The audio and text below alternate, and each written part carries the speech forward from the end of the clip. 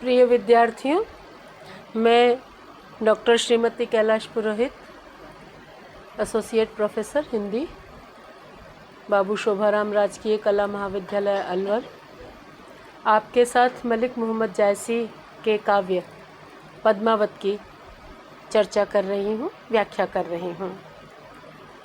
पद्मावत के और जायसी के बारे में चर्चा करते हुए मैंने आपको बताया कि पद्मावत एक इतिवृत्तात्मक काव्य है। इतिवृत्तात्मक यानी इसमें एक कहानी का आद्योपांत निर्वाह होता है और बहुत सारा वस्तु वर्णन या विवरण या वर्णनात्मकता मिलती है। लेकिन इतिवृत्तात्मक होते हुए भी और एक विशाल ग्रंथ होते हुए भी पद्मावत में रसात्मक स्थानों की कमी नहीं है। इसमें आए वस्तु वर्णन इस बात का प्रमाण है, जहाँ द्वीप, नगर, राजभवन, दुर्ग, सरोवर, यात्रा, आक्रमण, युद्ध, विवाह, रूप सौंदर्य, संयोग वियोग वर्णन इत्यादि विवरण जो मिलते हैं वो रसान्वित हैं, है ना। उनमें प्रभावान्विति भी है और रसान्विति भी है। जायसी ने अपने काव्य में प्रकृति को अपना साथी बनाया है। प्रकृति के सौंदर्य के वे पारखी हैं। उनका हृदय चाहे संयोग का वर्णन करे चाहे वियोग का वर्णन करे तो प्रकृति में उनका मन रमता है और वे भाव विभोर हो उठते हैं। जायसी ने प्रकृति को मानव की सहचरी के रूप में, मानव के मनोभावों के सहचरी के रूप में चित्रित किया है। प्रकृति के क्रियाकलापों या व्यापारों के साथ मानव की भावनाओं का साम्य स्थापित करते हुए सूक्ष्म मनोभावों के सरस और सुंदर चित्र जायसी ने पद्मावत में अंकित किए हैं। यही कारण है कि जब वे नागमती का विरह वर्णन लिखते हुए षट ऋतु वर्णन करते हैं या 12 मासा का चित्रण करते हैं या नागमती संदेश खंड लिखते हैं तो उसमें प्रकृति के माध्यम से जो सूक्ष्म मानवीय मनोभावनाएं हैं उनका वे चित्रण करते हैं। जायसी के पद्मावत का जो हम अंश पढ़ रहे हैं, नागमती संदेश खंड, उसका कुछ अंश व्याख्यात्मक दृष्टि से हमारा शेष है, उसको मैं आज शुरू करती हूँ और समाप्त भी करती हूँ। देखिए, हमने यहाँ तक पढ़ा था कि नागमती ने पक्षी के माध्यम से रत्नसेन के पास सिंगल द्वीप में संदेश भेजा और वह पक्षी उस संदेश को रत्नसेन को उसने कहा और रत्नसेन को भी नागमती का स्मरण हो आया, है ना। इसके बाद का अंश हम देखते हैं। राजे कहा, रे सरग संदेसी, उतरी आऊ मोहि मिलहु विदेशी। क्या कहा राजा रत्नसेन ने कि हे पक्षी, तुम तो स्वर्ग के दूत के समान हो, स्वर्ग के फरिश्ते के समान हो, क्योंकि तुम तो स्वर्ग से कोई संदेश ले आए, ऐसे तुम स्वर्ग के दूत हो, है ना। फिर क्या कहा, उतर आओ, तुम पेड़ से नीचे उतरो और तुम यद्यपि विदेशी हो लेकिन तुम मुझसे मिलो, मेरे सामने आकर बात करो। पाँव टेकी तो ही लावो हीरे, तुम जब नीचे आओगे तो मैं तुम्हारे चरण स्पर्श करूँगा, यानी तुम्हारा सम्मान करूँगा, तुम्हारे प्रति कृतज्ञता दिखाऊँगा, लावो हीरे, और तुम्हें हृदय से लगाऊँगा। प्रेम संदेश कहो होय नेरे, और तुम निकट आकर यह जो प्रेम का या वियोग का जो संदेशा है उस संदेश को मुझे पास आकर कहो, नज़दीक आकर कहो। मैं तुम्हें देखना चाहता हूँ, तुमसे मिलना चाहता हूँ, तुम्हारे प्रति कृतज्ञता व्यक्त करना चाहता हूँ। तुम स्वर्ग के दूत के समान हो, फरिश्ते के समान हो। कहा विहंगम जो वनवासी, तब उस पक्षी ने कहा कि वह पक्षी जो कि वनवासी था, जंगल में रहने वाला था, पेड़ पर रहने वाला था, ऐसे उस पक्षी ने कहा, क्या कहा, कित गिरही ते होई उदासी, कि हे राजा तुम तो गृहस्थ हो, है ना, नागमती तुम्हारी विवाहिता है, तो तुम किस वजह से गृहस्थ से उदासी यानी योगी हो गए। तुमने योग क्यों अपना लिया, तुमने गृहस्थ धर्म छोड़कर योग क्यों अपना लिया। कहा विहंगम, जो वनवासी, वह पक्षी जो कि वनवासी था, उसने राजा से कहा, कित गिरहिते होई उदासी, हे राजा तुम गृहस्थ से परे होकर, गृहस्थ धर्म को छोड़कर उदासीन या योगी क्यों हो गए हो। जेहि तरवर तर तुम असको, कोकिल काग बराबर दो। क्या कहता है वह पक्षी कि हे राजा, जिस वृक्ष के नीचे तुम खड़े हुए हो, है ना, जिस वृक्ष के नीचे तुम्हारे जैसा कोई खड़ा हो, कोकिल काग बराबर दो, उसके लिए कौवा और कोयल बराबर है। यानी तुम में, हे राजा, तुम में वह समझ ही नहीं है कि तुम कोकिल और काग में अंतर कर सको। कोकिल और काग का अंतर तुम्हें ज्ञात नहीं है। यानी जो तुम्हारा गृहस्थ धर्म था वह कोकिल के समान था, और यह जो तुम्हारा योगी का रूप धारण कर लेना है, यह काग के समान है। लेकिन तुमने तो दोनों को बराबर मान लिया है, दोनों को समान मान लिया है। जिस पेड़ के नीचे तुम्हारे जैसा कोई खड़ा हो, उस पर तो कोयल बोले या कौवा बोले, दोनों तुमने बराबर समझे हैं, दोनों को एक ही मान रखा है। धरती मह बिख चारा परा। फिर क्या कहता है वो पक्षी कि धरती पर तो विषयों का और दुखों का चारा, धरती तो दुखों से और विषयों से परिपूर्ण है। विखचारा, है ना, धरती पर तो विषय वासनाएं फैली हुई हैं, विष का चारा फैला हुआ है। हारिल जानि पुहमि परिहरा, लेकिन हे राजा मैं नीचे नहीं उतरूँगा, मैं उच्च स्थानीय हूँ, है ना। जैसे साधना में कोई व्यक्ति उच्च धरातल पर अवस्थित रहता है, उच्च मानसिक स्थिति में रहता है, उसी तरह वो पक्षी कहता है कि मैं तो हारिल पक्षी के समान हूँ, मैं धरती पर नहीं उतरूँगा, मैं अपनी जो उच्च अवस्था है वह छोड़ करके निम्न अवस्था में नहीं आऊँगा, नीचे नहीं आऊँगा। हारिल एक पक्षी होता है जो धरती पर कभी नहीं उतरता है। वह अपने पाँवों में एक लकड़ी रखता है ना, डंडी पाँव में, पंजों में रखता है ताकि वो उसको नीचे वह नहीं उतरे। और कहते हैं कि वो पानी भी उड़ते उड़ते ही पी लेता है, उड़ते उड़ते ही गोता लगाता है और पानी पीता है, वह धरती पर नहीं उतरता। तो वो पक्षी कहता है कि मैं तो उच्च स्थानीय हूँ, उच्च मानसिक अवस्था का जीव हूँ, मैं हारिल पक्षी के समान हूँ।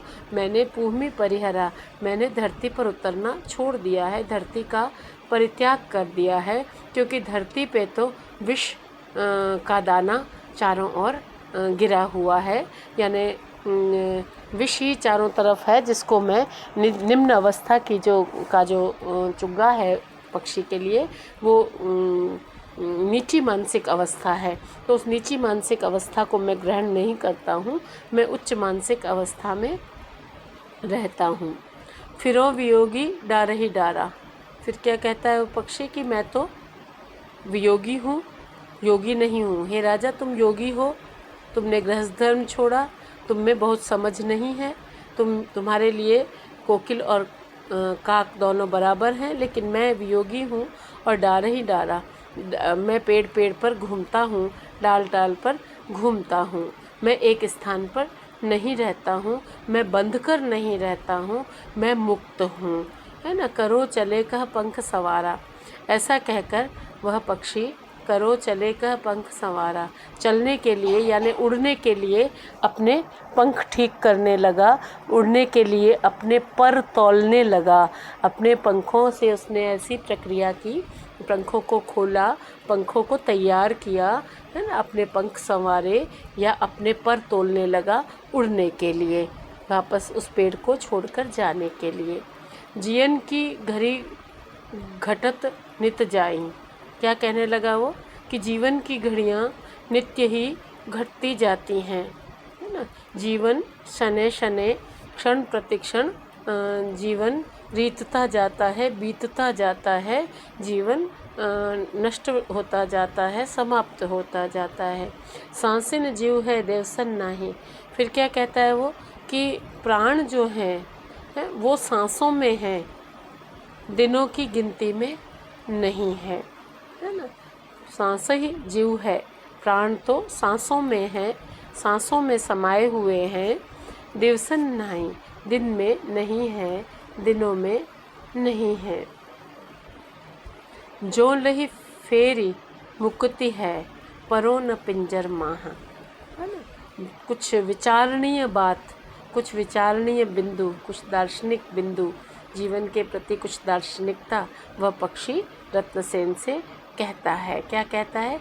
जो लही फेरी मुकुति है, परो न पिंजर माह, कि जब तक मेरे में विचरने की शक्ति है, उड़ने की शक्ति है ना, जब तक मुझे उड़ने के कारण मैं मुक्त हूँ, है ना, परो न पिंजर माह, तब तक मैं पिंजरे में नहीं पड़ूँगा।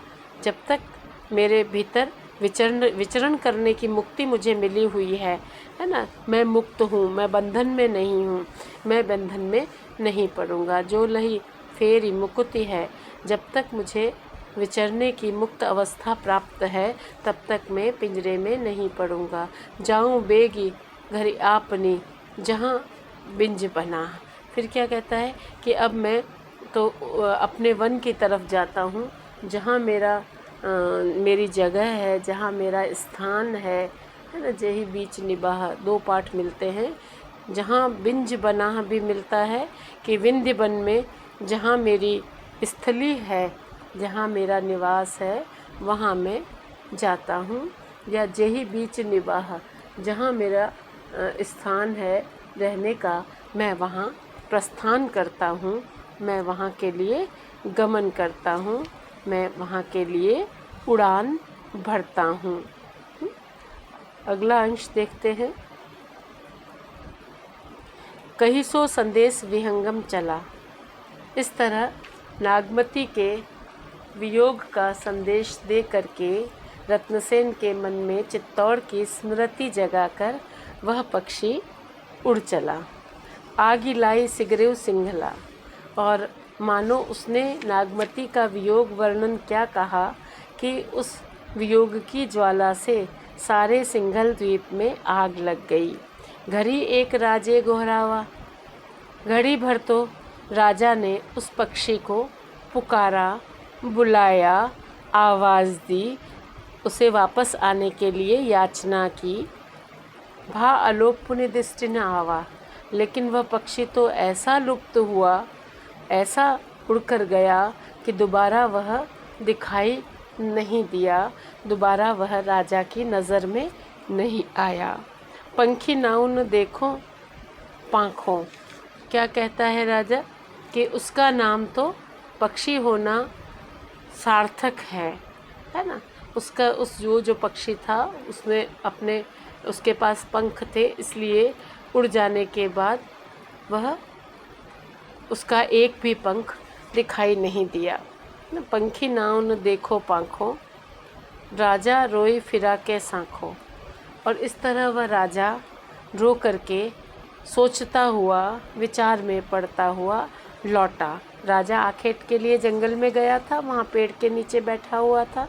पक्षी ने उसे संदेश दिया और सांखों यानी मन में शंका करता हुआ, मन में विचार करता हुआ, अपनी स्थिति पर सोचता हुआ या मन में क्षोभ करता हुआ वह राजा वापस रोता हुआ और मन में क्षोभ करता हुआ, दुख करता हुआ वह वापस लौट आया।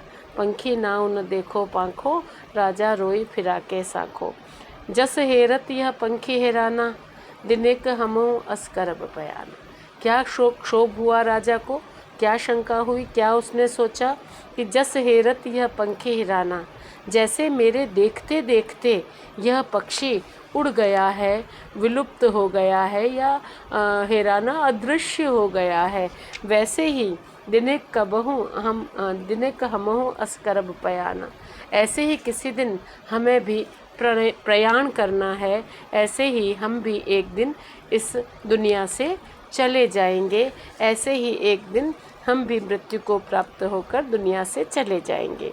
जो लगी प्राण पिंड एक ठाऊं, क्या कहता है वह राजा कि जब तक प्राण और शरीर एक साथ हैं, है ना, एक बेर चित्तौड़ गढ़ जाऊं, तब तक मैं एक बार चित्तौड़ अवश्य जाऊंगा। उसका मन अब सिंगल द्वीप से उठ गया है और वो कहता है कि जो लगी प्राण पिंड एक था हूँ, जब तक मेरी देह में प्राण है, जब तक मेरे शरीर में जान है, एक बार चित्तौड़गढ़ जाऊँ, मैं एक बार चित्तौड़ जरूर जाऊँगा। आया भंवर मंदिर कहाँ केवा, इस तरह सोचता हुआ वह राजा, जो कि भ्रमर के समान जिसे चित्रित किया है जायसी ने, कि इस तरह वह भ्रमर यानी राजा रत्नसेन राज मंदिर में पहुंचा। किसके राज मंदिर में? केवा, केवा यानी कमल, कमल यानी पद्मावती, है ना। नावा भवन मंदिर जहाँ केवा, जहाँ वह पद्मावती थी, जहाँ कमल के समान वह पद्मावती थी, वहाँ वह राजा आया, है ना। आवा भवन मंदिर में केवा जीव साथ ले गया परेवा, लेकिन अब तो राजा केवल शरीर से ही वहाँ आया था, यानी उसका शरीर ही सिंगल द्वीप में था, उसके प्राण तो पक्षी अपने साथ ले गया था, जीव साथ ले गए उपरेवा। वह जो पक्षी था वह उस रत्नसेन के प्राण अपने साथ जैसे ले गया हो। राजा की देह मात्र सिंगल द्वीप में थी, मन तो उसका चित्तौड़ में पहुंच गया था। तनु सिंगल मन चित्तौर बसा, कह भी दिया कवि ने कि राजा देह से, शरीर से तो सिंगल द्वीप में था, लेकिन उसका मन चित्तौड़ में चला गया था या चित्तौड़ में बसा हुआ था। जीव बिसंभर जनु नागिन डसा, उसका चित्त, है ना, उसका मन ऐसा व्यग्र था, है ना, उसके मन में इतना दुख था। विसंभर, है ना, विसंभर माने बिना संभाल के, है ना, बिना वह अपने आप से क्षुब्ध हो गया था, दुखी हो गया था।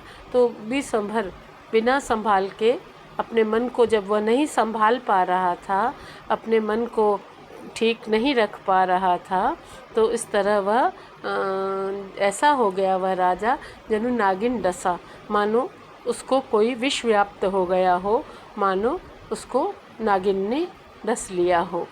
जेती नारी हंसी पूछे अमीय वचन जिमिनिंत, और तब वह पद्मावती जितना हंस हंस कर हमेशा की तरह नित्य की भांति अमृत वचनों में बोलती थी, मीठे वचन पूछती थी, मीठे वचन बोलती थी। रस उतरा सो चढ़ा बिख ना ओही चिंतन मिंत, लेकिन जितना वो मधुरवाणी में बात करती थी राजा उतना उसमें दिलचस्पी नहीं लेता था। उसका रस उतरता था, राजा के मन का प्रेम भाव उतरता था और विष चढ़ता जाता था। तो नागमती का वियोग उसने सुना, उसके मन में व्याप्त हो गया था। स्मृति उसे नागमती की हो आई थी और अब उसका मन रमता नहीं था, रसमय नहीं होता था मधुरवाणी से, और जैसे कि नागिन ने डस लिया हो, विष चढ़ता जाता था। उसमें अब स्मृति थी किसकी? नागमती की, चित्तौड़ की स्मृति थी। ना वही चिंतन मिंत, अब उसे वहाँ सिंगल द्वीप में न तो कोई मित्र नज़र आता था, है ना, और न ही कोई अपना नज़र आता था। इसमें एक पाठ और मिल रहा है, ना वही तन तन मंत्र, लेकिन जो शुक्ल जी वाले टेक्स्ट में पाठ मिलता है कि ना वही चिंतन मिंत, है ना। तो उसके मन में कोई भी उसको अपना मित्र नहीं लग रहा था, कोई भी अपना सहृदय नहीं लग रहा था, कोई भी उसको अपना आत्मीय नहीं लग रहा था। एक मिनट और देख लेते हैं। हाँ, ना वही तन तन मंत, उसको कोई भी किसी भी तरह का हम ये अर्थ कर सकते हैं, किसी भी तरह का तंत्र मंत्र नहीं लुभा पा रहा था, किसी भी तरह का वार्तालाप उसे रसमय नहीं कर रहा था। और उसको जो नागिन के विष के समान, जो नागमती के वियोग संदेश के कारण जैसे वो उन्मना हो गया था, अन्य मनस्क हो गया था, तो अब किसी तंत्र मंत्र से वो वापस ठीक नहीं हो पा रहा था। इस तरह की बात जायसी लिखते हैं। आखिरी अंश है, इसे देख लेते हैं। ये बीरस नहीं है, बरसी है, पाठ की त्रुटि है, ठीक कर लीजिए। बरसी एक ते सिंगल रहे, एक बरस तक राजा रत्नसेन वहाँ सिंगल द्वीप में रह चुका था। भोग बिरास कीनी जस चहे, और उसने जैसा चाहा वैसा भोग विलास किया था।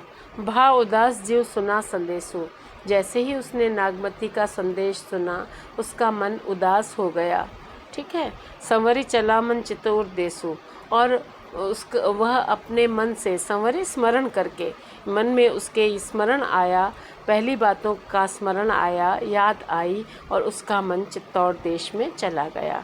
कमल उदासी देखा भंवरा, इस तरह जब कमल माने रानी पद्मावती, जब पद्मावती ने भ्रमर यानी रत्नसेन, जब उस पद्मावती ने रत्नसेन को उदास देखा, थिर न रहे मालती मन संवरा, तब उसको ये लगा कि अब यह जो भ्रमर यानी जो रत्नसेन है, कमल यानी पद्मावती में अनुरक्त नहीं रहेगा, क्योंकि अब उसमें उसके मन में मालती का स्मरण आ गया है। मालती यहाँ नागमती के लिए कहा है कि कमल भी पुष्प है, मालती भी पुष्प है, तो पद्मावती चूँकि कमल शब्द के माध्यम से अभिहित की गई है, तो मालती यहाँ नागमती के लिए आया है। तो पद्मावती उदास हुई, उसने देखा कि भ्रमर अब स्थिर नहीं रहेगा, क्योंकि उसका मन अब मालती में लग गया है, मालती का उसने स्मरण किया है, यानी रत्नसेन को अब नागमती की याद आ गई है ना। जोगी और मन पौन पिरावा, योगी, मन और पवन, ये तीनों सदा विचरण करते हैं या अन्यत्र चले जाते हैं, ये प्रयाण कर जाते हैं, ये विचरण करते रहते हैं। पराना यानी भागना या विचरण करना। तो योगी भी एक स्थान पर हमेशा नहीं रहते हैं, मन तो सदैव चंचल है ही, और पवन भी एक स्थान पर नहीं रहता है। ये सब विचरण करते हैं, प्रयाण करते हैं, ये सब एक स्थान से दूसरे स्थान तक पहुंचना ही इनका स्वभाव है। कत ये रहे जो चित्त ऊंचाना, ये एक स्थान पर नहीं रहते हैं। ये जब ऊर्ध्वमुखी होते हैं, ये जब एक बार अपना चित्त खींच लेते हैं, चित्त हटा लेते हैं या चित्त ऊपर उठा लेते हैं, तो फिर वे एक स्थान पर नहीं रहते हैं, एक स्थान पर नहीं टिकते हैं। जो जी काढ़ दे इन कोई, यदि इनको कोई अपना जी निकाल कर भी दे दे, कोई इन पर प्राण भी वार दे, जोगी भ्रमर आपन होई, योगी और भ्रमर कभी भी अपने नहीं होते हैं। योगी और भ्रमर सदैव घूमते रहते हैं, ये कहीं एक स्थान पर सदैव के लिए नहीं बंधते हैं। तजा कमल मालती ही घाली, फिर वह पद्मावती कहने लगी या सोचने लगी कि अब तो भ्रमर ने मालती को अपने हृदय में स्थान दे दिया है, यानी अब रत्नसेन को नागमती का स्मरण हो आया है, तो अब यह यहाँ नहीं रुकेगा। अब कत थिर आछे अली आली, है ना, अली माने सखी, है ना, अली माने भ्रमर और आली माने सखी, अली आली, है ना। वह अपनी सखी को संबोधित करती है कि हे आली, हे सखी, है ना। अली माने भ्रमर, ये भ्रमर अब स्थिर नहीं रहेगा, क्योंकि इसके मन में मालती को इसने अपने मन में स्थान दे दिया है। अली और आली स्पष्ट हुआ, है ना। आली माने सखी, अली माने भ्रमर। गंधर्व सेन आए सुनी बारा, गंधर्वसेन ने, जो कि सिंघल द्वीप के राजा थे और पद्मावती के पिता थे, उन्होंने जब यह रत्नसेन की ऐसी दशा सुनी, है ना, तो वो आए और उन्होंने पूछा रत्नसेन से, कस जीव भये उदास तुम्हारा मन एकाएक इतना उदास कैसे हो गया? तुम एकाएक इतने अनमने कैसे हो गए? मैं तुम ही जीव लावा। गंधर्वसेन कहने लगे कि मैंने तो तुम्हें जीव ही लावा दे नैनन का बास, मैंने तो तुम्हें अपनी आँखों में स्थान दे करके तुम्ही में अपना मन लगाया है। मैंने अपना मन तुम्ही में लगा रखा है और तुम्हें अपनी आँखों की पुतली बना कर रखा है, नेत्रों की ज्योति बना कर रखा है। मैंने तुम्हें अपने नेत्रों में निवास दिया है, नेत्रों में आँख की पुतली यानी बहुत प्यारा बना कर रखा है। जो तुम हो उदासी तो काकर यह कविलास, यदि तुम ही उदास हो जाओगे, यदि तुम ही अन्य मनस्क हो जाओगे तो फिर काकर यह कविलास, तो फिर यह जो सारा स्वर्ग के समान जो सुख है, यह किसके लिए है ना? यह स्वर्ग के समान सुख, भोग, विलास, गंधर्वसेन कहते हैं कि यह मैंने तुम्हारे लिए ही रखा है। अगर तुम व्याकुल रहना प्रारंभ कर दोगे तो स्वर्ग के समान राजसी भोगों का यह सुख किसके काम आएगा? काकर यानी किसका? कविलास, कैलाश यानी स्वर्गिक सुख, है ना? तो स्वर्ग के समान जो स्वर्गिक सुख है वह किसके? ऐश्वर्य जो ये इतना बिखरा हुआ है, और इस ऐश्वर्य में रहने पर भी तुम्हें नागमती का स्मरण हो आया है, तो यह ऐश्वर्य किसके लिए है? तो इस तरह से नागमती संदेश खंड पद्मावत का समाप्त होता है और हमने व्याख्या इसकी देखी। मैंने आपको बताया कि एक तो पहला वाला जो अंश है, फिर रोई विहंगम, फिर रोई कोई नहीं बोला, आधी रात विहंगम डोला, है ना? ये महत्वपूर्ण है। एक नागमती दुख विरह अपारा, धरती सरक जरे जय झारा। इन दो अंशों को परीक्षा के लिए आप लोग तैयार करें अच्छे से।